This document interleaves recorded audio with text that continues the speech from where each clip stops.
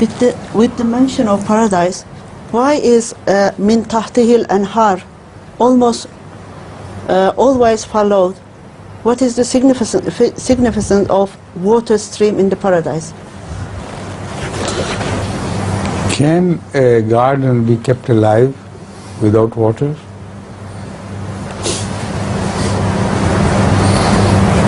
Can you imagine a garden being flourishing and full of verdure without anything to feed it?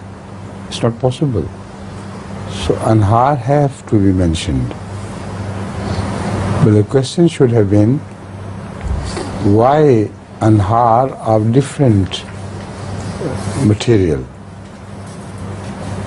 That is of shahad, of intoxicants, etc., etc. So this question should require a completely different role. In fact, the Jannah of every believer would be built according to his internal attitude to God and godly things. So some people would like to be lost in a sort of layer of self-forgetfulness, to be lost in the player as though somebody had drunken deep from wine. So this appeals to some people. And for them, the love of God would acquire that sort of nahar which flows under the trees which are his heaven. So these are metaphorical expressions.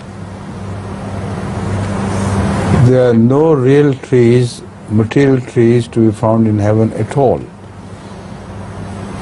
The problem is created for those who, while imagining Jannah, imagine Jannah to be a material thing with thick bushes and growth, etc. This is rejected by the Quran repeatedly in so many other verses. It speaks of a spiritual Jannah, not of a material Jannah. So this question is based on this misunderstanding.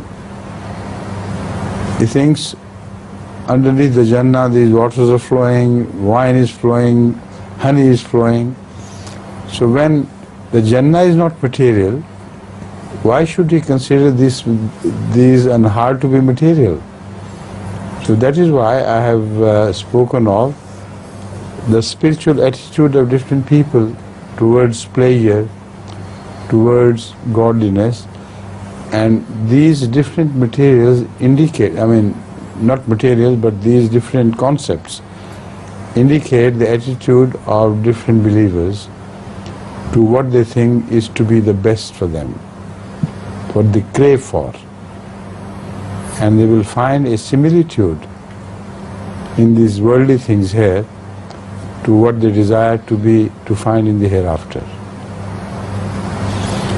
Right?